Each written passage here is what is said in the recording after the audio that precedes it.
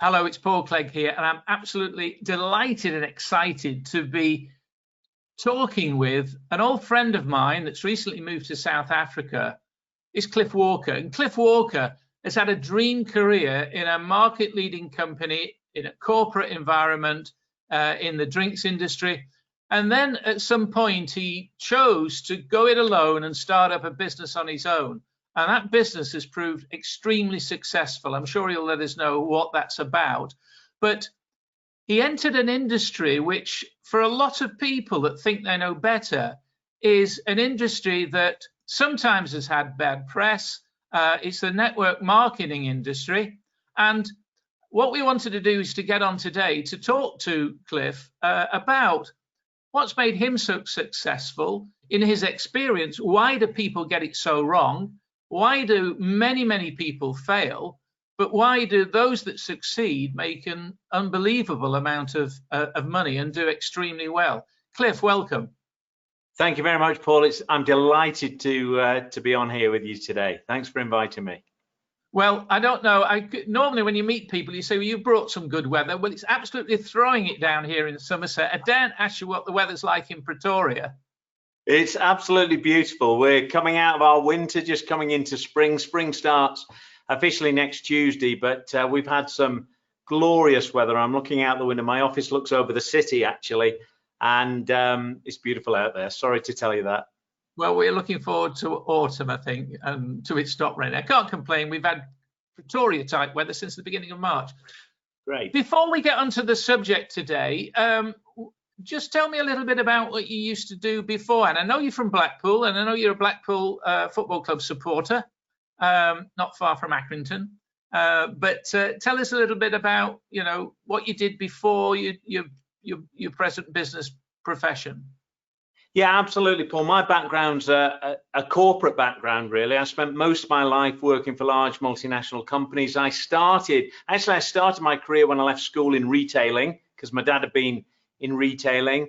And then I moved into sales and ultimately into sales management and then into sales training. And I tended to work in a lot of different industries, but the last corporate role I held was with a company called United Distillers. That's now Diageo. That's the world's largest drinks company. We had brands, they've probably changed some of the brands now, but we had Bell's Whiskey, Gordon's Gin, Absolute Vodka, Johnny Walker, some wonderful brands. And I held latterly an international role with them. I was a regional sales manager in the Northwest for them originally when the old Arthur Bell's company merged with the Distillers company. Then I moved into sales training, as I said. And then my last role with them was an international project based out of Hammersmith, where I worked in a number of international markets, worked in Japan, Hong Kong, Australia, the States, Canada, right throughout Europe. And I was launching something called the Knowledge Program, which was a program that was all about educating people about these wonderful brands that we had that many people didn't know about because they'd come in from other companies. And we impacted about 14,000 people, I think, around the world with that particular program. And then it was after the corporate world, I left to become a management consultant. I was given a couple of options corporately. We were due to go and live in Hong Kong. And then we looked at Middle East and Africa. A couple of other options came up, but I left the corporate world and became managing director of a consultancy. And that was actually, I was paid to look at the network marketing business model as a consultant, which I'm sure we'll talk about later. So that's a little bit of my background. It's funny how you delve a little bit deeper into people's background. You realize what you've got in common. We've always thought we've both got a corporate background in common, but actually I started out in retail. What were you retailing? I worked for the first job I had was with a department store group from the Northeast, Bins. Part of the House of Fraser. There were House of Fraser, Bins, I think have all closed down. I think pretty much all of the stores gone. And then I went to the old, what used to be Brentford nylons, if you remember, Brentford. It was, they got rid of the nylons when I joined them. It was just Brentford's. So I went as assistant store manager to the Blackpool store. I left Bins, went assistant store manager. And then what happened for me to move into selling really is my sister, my elder sister, who unfortunately died of cancer a couple of years ago, but my older sister started going out with a guy that was working for Ross Foods, if you remember Ross Foods, yeah. One of the foods company. And of course he was a rep and he had this car, and I thought, gotta be got to get myself a car. So I started applying for sales jobs. So it was the attractiveness of having a company car, I think, that originally attracted me towards a sales career. And you know, I joined Crown Paints, actually had a fantastic training with Crown, and then was able to progress through and you know, do pretty well. And academically, I wasn't great, played a lot of sport at school. So I came out with 4 O levels, 3 of them were English. And people say, how do you manage to get 3 English O levels? There's only English literature and there's only English language. How do you get 3? Well, in the school I went to Blackpool Grammar, and we had an English O level that we could take in the 4th year, the Oxford O level English language. So I got that one as well. So 3 English and maths, not maths, history, I think was the other one, definitely not maths. Well, I went into retail menswear sales, and I'd come away with 3 O levels, and 2 of which were history. Very good. Well, I worked in menswear in bins, and it was just like Are You Being Served. We had every character that was like Are You Being Served in that department. It was just the best time of my life, really. Well, I was with Home Brothers, and I'm, you know, but anyway. And the other thing is, my eldest son is a creative head with a large advertising agency, and for quite a few years, he's been responsible for some of the Diageo brands. Oh, great! Yeah, great. So amazing coincidence when you dealt. So you moved from a corporate background, which had moved through sales and moved up to senior positions. You'd gone into training, which naturally led you into consultancy. And I know lots of business consultants, etc. It's quite a tough business out there for business consultants. And you looked into the network marketing industry. Was that out of curiosity? Was it to look for what was wrong with it, what was right for it? Why were you looking at it? No, it was a client I was working on behalf of some other consultants that I knew, a consultancy company, and they had this client that was looking at how could they get their brands to the consumer without going through the high street. It was a leather goods company actually, and they were struggling because their brands would normally be sold through, you know, Salisbury's and the retail stores in the high street, and they were struggling to get their brands through to the consumer. So they wanted to look at how do we get to the consumer directly, and I got employed to do that consultancy project. So I started looking at the model really, at how companies, and I like to call it, well, I call it collaborative marketing now because I think collaboration is so key, but it's also direct to consumer marketing, because that's really what network marketing is, especially these days with the e-commerce facilities that we've got. And so they were looking at how could they get their products directly to the consumer so they didn't get held up with distribution or failure to get distribution in the high street. As a result of that, you know, I looked at the model and thought, this is great, because if you look at the model, one of the things that stood out for me, Paul, was how sensible it is, with my management consultancy hat on and my corporate hat on, how sensible it is for corporations to use that model.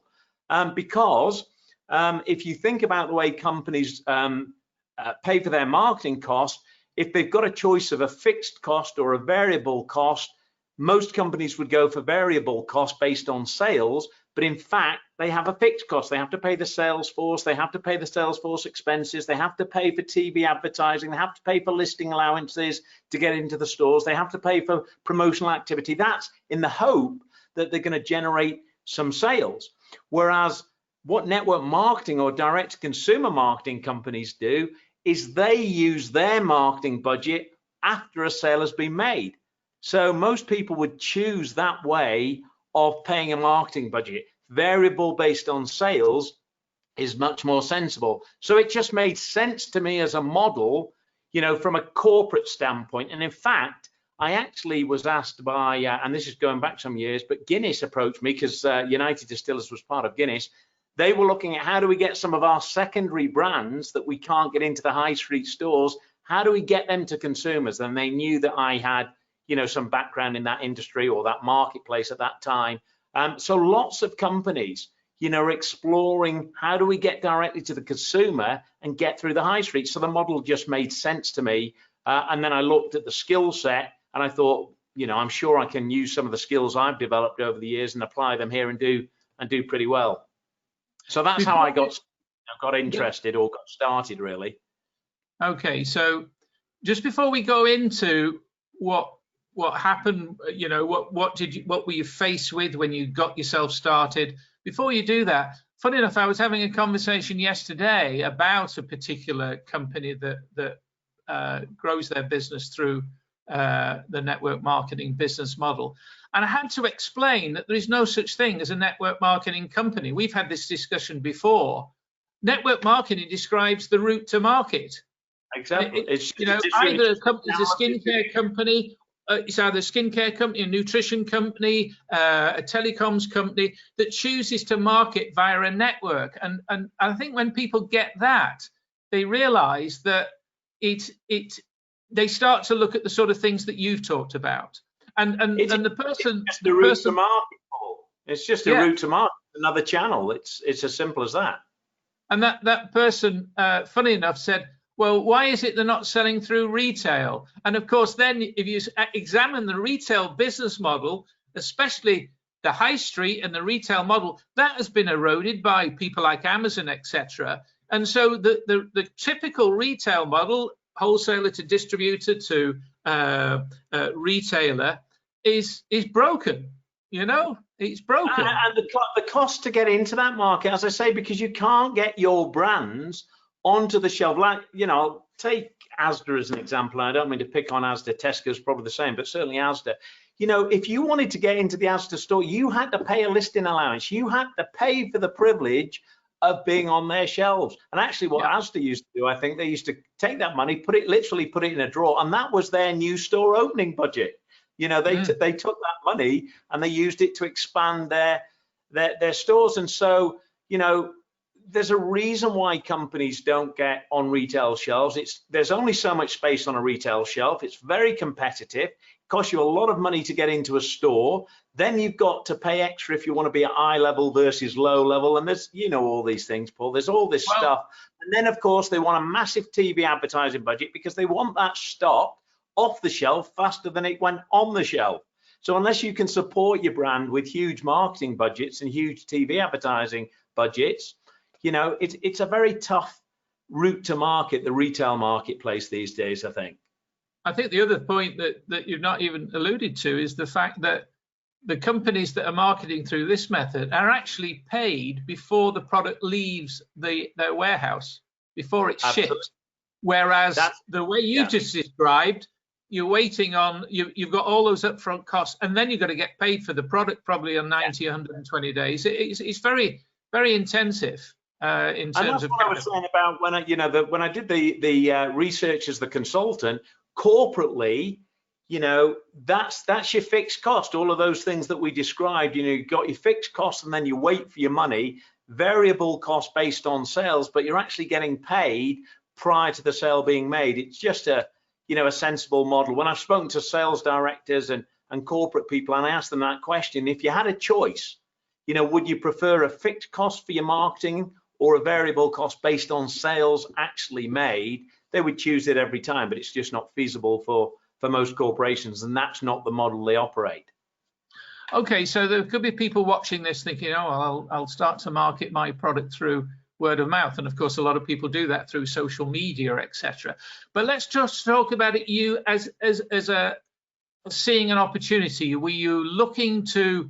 Did you give up your consultancy business? Were you looking as this as a side income, or were you looking at it as a serious income? Because I think the majority of people that get involved in any business do it in a part-time or sometime way. What was your approach? My approach, actually, I would encourage people to do that. I like to refer to the term parallel income. You know, and I think with what's going on in the world today, people need to think about, you know, some people talk about a plan B or a part-time income. It's a parallel income that can be run in parallel with however people generate income normally without risk. And for me, what happened was I was actually doing some consultancy work then for United Distillers, or one of their offshoots, really, Schiffling Somerset, which was a US-based company. So I was a month in the UK and then a month in the US, and a month in the UK and a month in the US. So I started my business part-time, but I started it in the wrong way, because I think if you want to start a business part-time, it's much better to put a dedicated amount of time in, even if it's a restricted amount of time, consistently, where I was, you know, doing quite a bit when I was at home in the UK for a month, not able to do much in the US. So it's like pushing the car. I use the analogy of pushing a car. Once you get it going, it's great and it'll pick up its own momentum. But what I was doing is pushing the car and stopping and pushing the car and stopping and pushing the car and stopping. But eventually, you know, I got the car going and it's turned into a great career for me. So I started part-time, and after about 12 months, I gave up my very lucrative consulting project. It was significant, multiple six-figure income that I was earning, and told my wife that, you know, I'm going to take up this little part-time business. She thought I was mad. And then a few months down the track, when we got our income up in the business that we were in together years ago, you know, it was the best idea she had ever had. You know, it's the best idea she had ever come up with, really. So, but part-time is the way to go, I think, for people, realistically, unless they've, you know, got a chunk of money that can sustain themselves for at least 12 months, because otherwise there's pressure. You know, there's pressure on paying the mortgage or paying the credit cards or getting the car payments or putting the children through university. And if you're under pressure, that comes across, you know, when you're speaking with people. So for me, part-time is definitely the best way forward, really. I know everybody talks about part-time. You make a very good point about giving a devoted amount of consistent time, because if you had a part-time job in a bar from 6 till 11, 3 days a week, you turn up and work those 6 till 11, 3 days a week. The trouble is most people work it sometime, and sometime businesses don't really pay. Because if you turned up at the bar and thought, I work it sometime, you'd be fired. Yeah, well, some people try to work it in their spare time and they don't have any spare time. That's why it's not a spare time business. It can be a part-time business, but it can't be a, you know, it can't be a spare time business.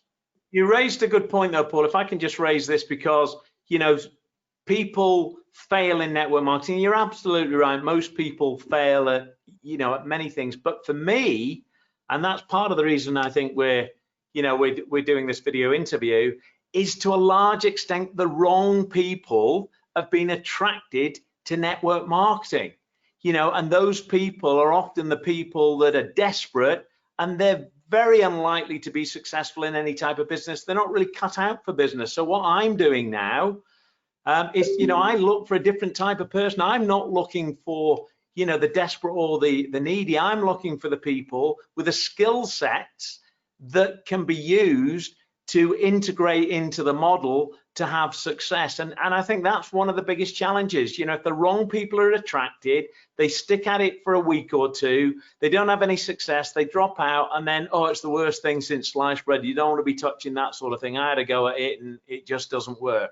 So I think there's a failure for people within, it's not really an industry, as we've said, within network marketing, of attracting the wrong people. And often that's driven by people in network marketing saying the first thing that you've got to do is get your first couple of people in 2 days, or, you know, in your first 24 hours. And people are desperate to attract people, so they'll say anything to try and make it sound simple so that they'll join them. And then, of course, it's not as easy as it's made out to be. I was told I just had to sign up and sit by the letterbox and, you know, the checks would come through the door. That's not how it is. It's a business that, you know, requires effort. And so I think people over the years, the wrong people have been attracted, and they've been attracted almost out of pressure of people feeling, you know, the job is to bring people in. And I think that's a big failing, really. But I think you just said effort. It also requires skill. A majority of people, I think if people have had a business and know the challenges of a business, cash flow issues, people issues, deliveries, all of those things, that I find that those people are probably more open to, if they'll take the blinkers off, to the network marketing model, because all of those concerns, and I was attracted to the industry by the fact that my first business venture failed not because of my lack of skill, but my lack of awareness of cash flow. So I didn't want cash flow issues. I didn't want people issues either. But it still requires a new set of skills. If you've already been even an employee, or you've been running a type of business, you can't expect to think, I wouldn't expect to walk into a franchise for a McDonald's and think I could run it. I'd have to be trained. I'd have to be, and I really would have to develop the skills necessary.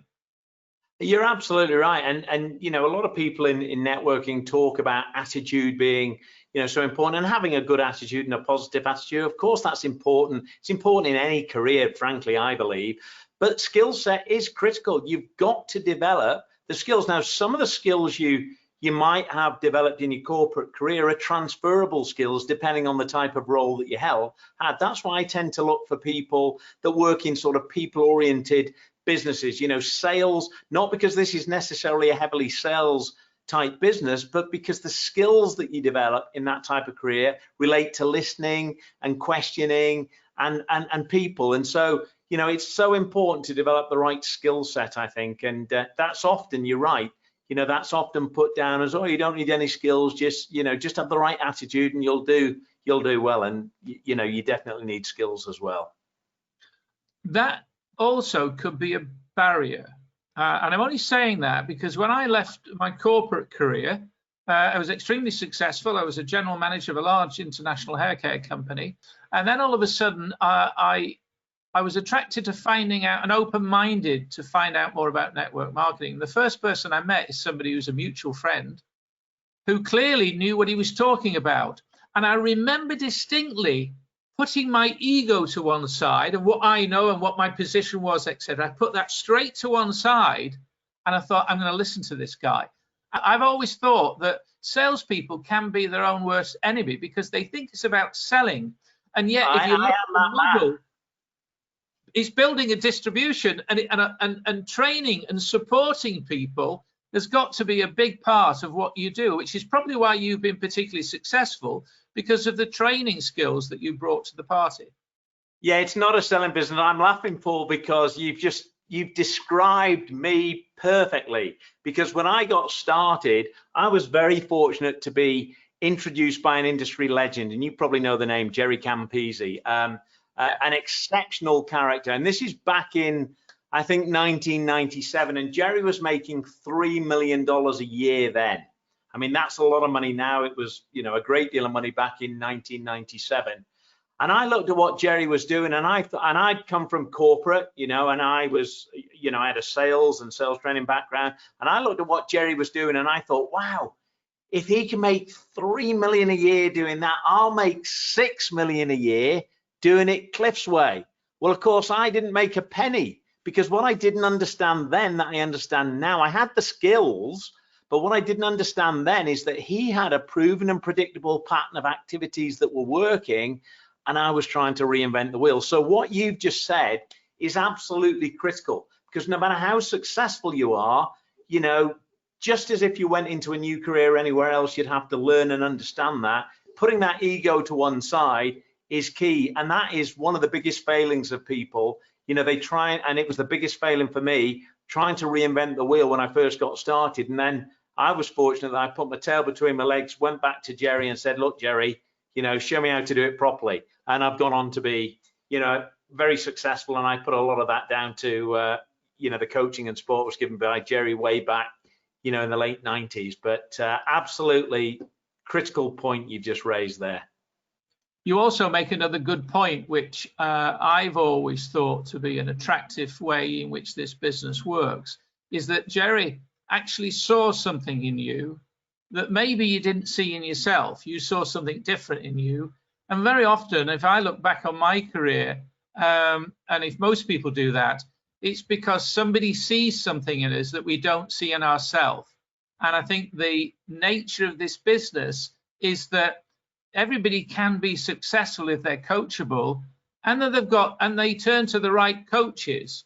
And that's why I believe that the industry does breed a very good attitude to one another, whereas corporate can be a bit dog eat dog. And right now, with all the friction that's going on and the uncertainty, you can actually see that there's a lot of people stressed, a lot of people unhappy, whereas I've always found in joining a network marketing meeting that the people are very upbeat and very positive. I don't like the hype. I mean, how do you cope with that? I mean, and I think that puts a lot of people off. and the hype is the overselling of the whole thing. I mean, you are extremely practical and down to earth. I put it down to a phrase I've used for many years: is excitement, hype, and hope. You know, and if that's all you try and use as your methodology or process for building a business, it will work for some time. It might work for 12 months, might work for a couple of years, but what happens then is, you know, everybody is dropping off the back because they're not being given the support, they're not being given the training, they're not being taught the skills that they need to be successful, they're not being mentored properly. So I think, you know, there's a place, if you go to a large corporate event, there's obviously got to be a little bit of excitement and a bit of rah-rah and a bit of energy, just like there would be in a sales conference at companies that you've worked for or companies that I've worked for. You know, there's always a lot of energy there. But I think that, you know, we've got to put the practicalities of getting rid of that excitement hype, and that's what pushes a lot of good quality people with a corporate background away, because they go to a network marketing meeting and they think, what is this?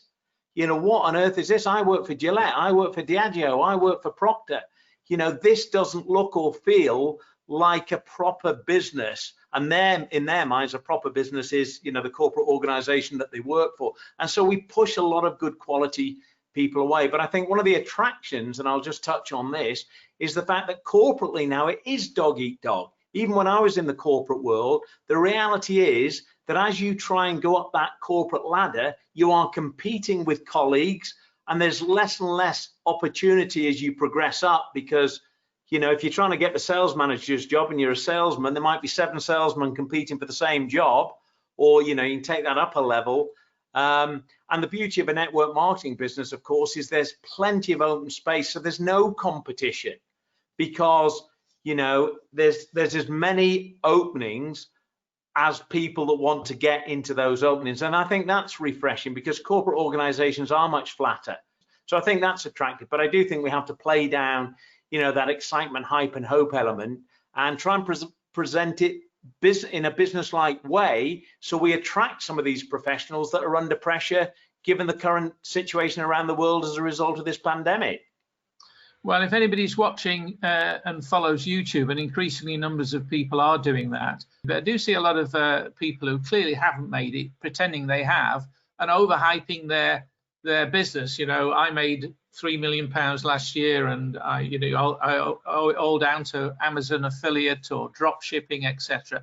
And I do fear that people are being sold down the river, and it's of concern to me also that when you're making that transition from employee, whether it's as at the bottom run or whether it's as a manager, through to starting something on your own, it is fraught with challenges, and people are going to buy into things quite naively. What would you say to somebody who is open enough to look at this industry? What would you say to somebody like that? What should they do? That's a really good question again, Paul. And I would say do your due diligence, but do proper due diligence. You see, due diligence, people think going on Google and typing in a company's name or something is due diligence, and it's not. Because, you know, the internet is full of misinformation as well as good information, you know, and so that's not due diligence. Because if you go in and type any company name, you'll see good things, you'll see bad things. You type in the term network marketing, you'll see good things, you'll see bad things. I would encourage people to do proper due diligence, and that means proper research. There's lots of great books on the industry. You know, become a scholar of the industry. Research properly, understand the business model properly. I was very fortunate to get paid as a management consultant, so I've seen it from a very different place than most people that get invited by a friend to go and watch a video or come to a presentation.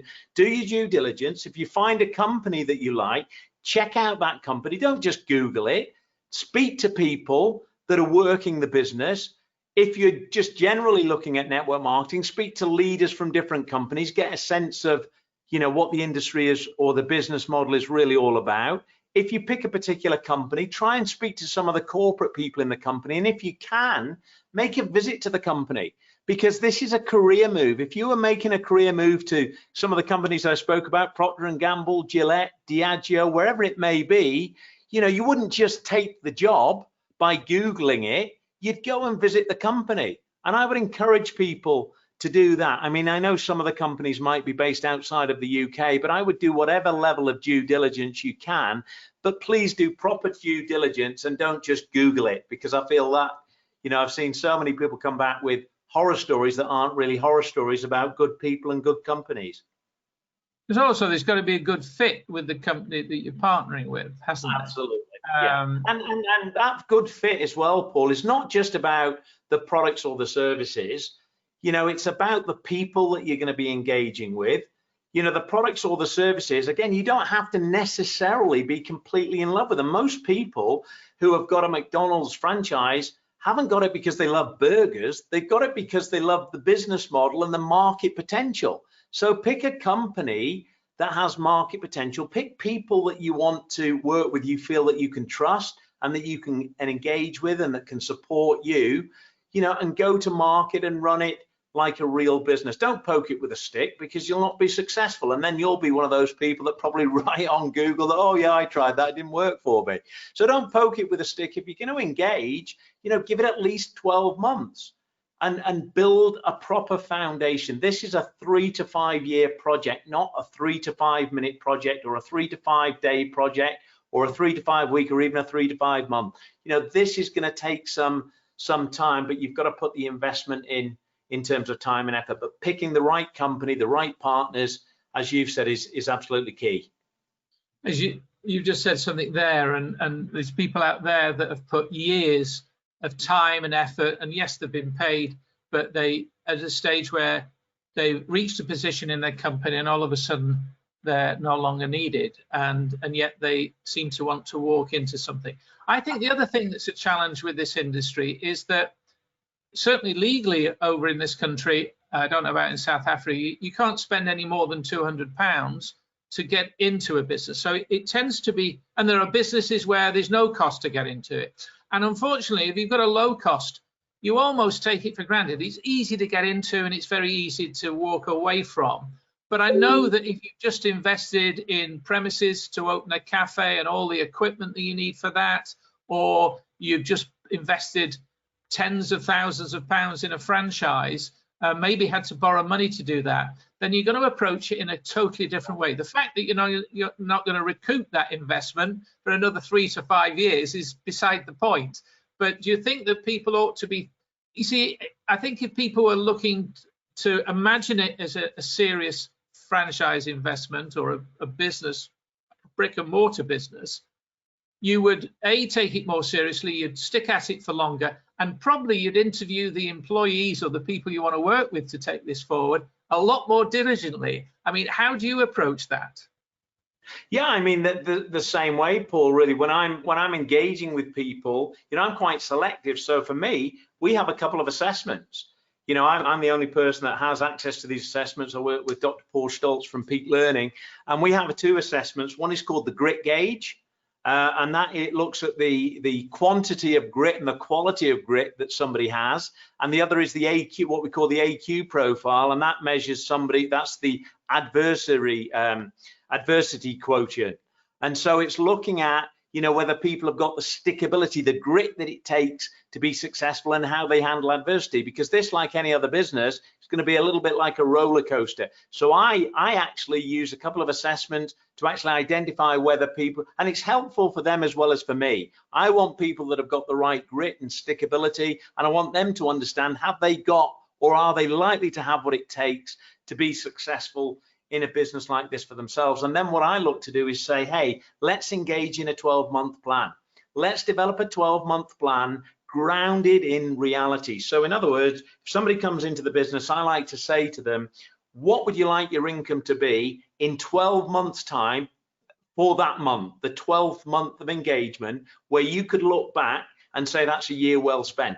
Ground that in reality. And what I mean by that is that if somebody comes in, you know, and they're making I don't know, let's say 60,000 a year. You know, they've got a decent position, they're making 60,000 a year. If they're trying to make 60,000 a month in 12 months, how's that grounded in reality when it's taken them however long it's taken them in their corporate career to get to 60,000, which is the equivalent of $5,000 a month or £5,000 a month? You know, where's that grounded in reality? So we try and ground it in reality. And I tend to say to people, how about we match your income or even half of your income? Where else are you going to go to get a 50 to 100% increase? And let's set it in a sensible manner. And then I have a planning process for, working back from that to get them to that. So I look, two things to summarize. Let's get the right people in. The assessments help attract the right people and help them understand whether it's something that they're likely to have a chance of success at. And then let's have a 12-month plan where we're going to engage as partners over the next 12 months and not over the next 30 days or 60 days or 90 days. See, in network marketing, people have 30-day or 90-day plans, and they have those plans because they expect people to drop out after 30, 60 or 90 days. So let's have a 12-month plan, and let's agree that we're not really going to review how successful we've been until the end of that 12 months, because obviously that first 12 months is the foundational period of building the business. I suppose also, if you were starting a traditional business and you had to invest time in helping upskill those people, and you're investing time and they're constantly leaving, it can get very frustrating. And given what you just said, if you're about to invest in somebody, you want to make sure they're worth investing in. It's a two-way stream, isn't it? It is, and that's part of the assessments for me, Paul. It's like it helps me understand whether I've got somebody that's got a chance of success. I don't want to work with someone who hasn't, because it's not fair to them and it's not fair to me. Because like you say, if you're going to work this business seriously and you pick the right partner and the right support team and the right company, they are going to be investing a great deal of time and effort in helping you succeed. So, there's investment on both parts. There's investment required from the person starting the business, but there's a great deal of investment from the person who might be enrolling or supporting that person in terms of helping them succeed. So that's key, I think. People are talking about the new norm. People are questioning how the high street's going to survive. People are questioning how travel and all of that. And I personally believe that we will get through this and we will get back to a lot of norm, maybe slightly different. Where do you see it going, and where do you see this type of business fitting in? It certainly changed its appearance in the time that I've been involved. I very rarely get somebody talking about pyramid sales, which always makes me smile. But where do you see, what will the network marketing industry look like in 2-3 years' time, in your view? I think, Paul, it's a very different business than those people. I had a conversation, I said to you just before we came online, I had somebody today, saying, oh, it's one of those pyramid things. That's a complete misunderstanding the model. The model is nothing to do with pyramid selling. It's nothing to do with stocking your garage up with a load of products, because in fact, you handle very few products. If you pick the right company, it's an e-commerce business model. We use digital marketing strategies. It's a very different business than it was even 5 years ago. And I think the future, it's a sensible plan B or parallel income for people, because you can't rely on, job security. It just isn't there. And particularly after this particular situation that we faced, and we're currently still facing, we're still in the middle of it here in South Africa. The reality is that the future is going to be very different. The only person who is in control of your future is you, and you're the person who has the responsibility for that. But I think it's going to be very different, because with the tools that we've got today, Paul, with the likes of Zoom or Blue Jeans and Skype and all the technology that we've got available, you can run a global business. The company I'm partnered with, we're in 146 countries around the world, and I can build it all from here with the technology that we've got available. So irrespective of what happens as a result of, will people be able to travel, when we will be able to travel, we can't travel at all out of South Africa right now. The fact is that with the technology that we've got, I'm in South Africa, you're in the UK, and it feels like you're sitting across the desk from me. It's a different model today, and it will no doubt be even more different over the next 2 or 3 years as more new technologies come out. Well, it's quite interesting here in Wells, in Somerset. We've got a great high street, but it's suffered like everybody else. And during the start of the lockdown, I'd wander around taking photographs, etc., and there'd be businesses that have signs up saying why they were closed. And occasionally, you'd come across more of a multiple saying that we're closed, but you can still buy from us online. And there's a lot of people wish they'd had an e-commerce part to their business. They wish they had their business online. And there's a scramble for a lot of those businesses to get online. And yet you're talking about a business that you have that's an online business that people order online. They get delivered just like Amazon, and you've created a business around it. So in fact, I'm asking about the future. In actual fact, this industry is already ahead of the curve. It's already ahead of the curve. You know, we have a business here, and I'm not speaking specifically of my business, but the business model, typically, if you pick the right company that's global, you know, I can be in South Africa, introduce a friend of mine in Australia. They can go to the website in Australia, order the product, ship directly to them, and I get paid. And I think the other thing that I would say, you know, high streets have been caught out, some of them not having an online e-commerce business, but I think a lot of people in their career have been caught out because of this pandemic, because they didn't have a parallel income. They didn't have a plan B to fall on. And some people are really struggling as a result of that. I've just recently been talking to an ex-Blackpool footballer, actually, who had started his own business. You know, then the pandemic hit, and now it's like, you know, that business has disappeared. Now he's exploring the possibilities. Might not be the right fit for him, but I think it's just sensible for people to have. Whether this is the right model for them or not is not the point. The point is, it just makes sense, because we don't know what the future holds, to have some sort of fallback, you know, whatever that might be, but have some sort of fallback from an income perspective, you know, and an income ideally that is not dependent on you, the individual, being the focal point. That's what really attracted me when I did the research, Paul, from a personal standpoint, the concept of leveraged income, removing myself from having to go to work day after day after day, week after week, month after month, year after year, and being able to build something that I could get paid on time and time again without being the focal point. Of course, you've got to put time and effort into building it. It doesn't happen overnight, but if you can find a business model where you can remove yourself from being the focal point of income generation, because if the job stops, the income stops, or if you can't work, the income's likely to stop. So having that plan B or parallel income, if you find the right vehicle, I think is key as we move into the future, particularly as a result of what's been going on the last few months. It's funny enough, I still get paid 14 years ago. I introduced a product to somebody who researched it on the internet, decided to buy that product, and I've been paid every month for the last 14 years. And yet I've lost touch with where that person is. And I still find that incredible. It's not a massive amount. And you know what? I think one of the things that I would run away from is where people are talking about you can be a millionaire, and I think that puts a lot of people off. Absolutely. My way of thinking, as a parallel income, sometimes making an extra 500, 600, as little as, relatively as little as that, it makes a significant difference to somebody's life. Because the disposable income, you know, when people have paid the mortgage, paid the credit cards, paid the car payment, if they have to make a car payment, you know, put the kids through school, bought the food, all the stuff they have to do, the actual disposable income for most people, I don't know what it is in the UK, I used to know, but it's, you know, it's a few hundred a month probably, and for some people it might be less than that. So if you can actually just double people's disposable income, you've made a dramatic difference in somebody's, you know, lifestyle. It doesn't have to be about making 100,000 a month or making $1 million a year or whatever it might, you know, all those numbers that are tossed about.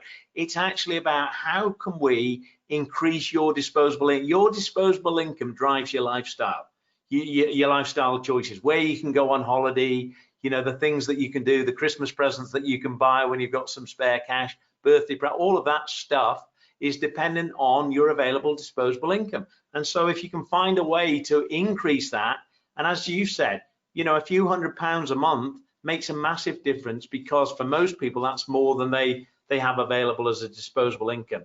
So very valid point that. But you see the pain that somebody's in, you see the challenges that somebody's facing, and you see something in them that they perhaps don't see in themselves. They know that what they've believed in the past hasn't worked, and they've perhaps heard different stories. I only wish that people would take a more considered look again, whether it's for them, whether they're capable of doing it, is another matter. Depends what their expectations are. In closing, what would you add to that? I think you've said it all there, Paul. It is frustrating, you know, and sometimes people, you know, just aren't open enough to explore new possibilities. I do think that what's happened as a result of the pandemic is I'm certainly finding that people that maybe would have been a bit closed-minded, you know, a few months ago, are a little bit more open now to exploring possibilities. We still do get some people poo-pooing it, thinking the big mistake is people think they understand what this is without really understanding it. And unless you explore it properly, you can't make a decision whether or not it's right for you. As I say, I was fortunate as a management consultant to look at it from a different place than most people. But, you know, I would just encourage people to be open. If the timing is right for you to explore new possibilities, explore those possibilities, but explore them properly. You know, don't make a judgment based on old history or what you used to think a few months ago. You know, explore it, find out whether it's right for you or whether it's not. If it's not, no problem. But if it is, you know, you just might have unlocked the door to a very exciting future. Well, I know you've only been in Pretoria from only a few months, but I do hope that as the lockdown is lifted, that your future is exciting. And I'd like to think that one of the things that I've always enjoyed about the network marketing industry, I've met a lot of very, very great people, and I've known a lot of people that make significant income. So the chance to come and enjoy some of yours hospitality would be great. So I'm waiting for that. You did invite me to Uruguay as well, but I looked at the route to Uruguay and I thought, oh, that's a bit too much. But South Africa is more. It's a bit of a shorter route here. You can go straight from London, and we're half an hour from Johannesburg International Airport. Sort of sits between Johannesburg and Pretoria. So we're, you know, we're right on the doorstep of the airport, really. And it's only about 8 hours, and we're also in the same sort of time. No jet lag. We're only an hour difference, so no problem. Whenever, and we've got plenty of space here. No problem. We'll have to make sure when there's some. We'll try and time it so when there's some cricket on. Absolutely. Well, I've got a whole bunch of people trying to get here next year because the British Lions are on tour.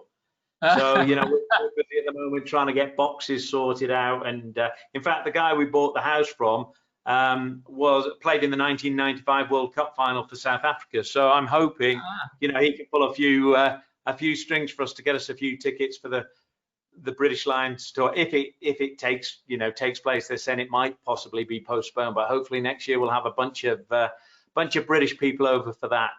And the cricket is just down the road. They play the cricket actually in Centurion, you know, and that's 20 minutes away. We pass the ground quite regularly, so you're more than welcome. Cricket, right. Rugby, anything you want. I don't know whether Blackpool are playing over at your place or Accrington Stanley, maybe Manchester United. Maybe, yeah. Cliff, thanks very much indeed. It's been an absolute pleasure. All the best. Thank you very much, Paul. Really appreciate it. All the best to you, and I hope it stops raining. Eventually, yeah. Cheers. Bye for now.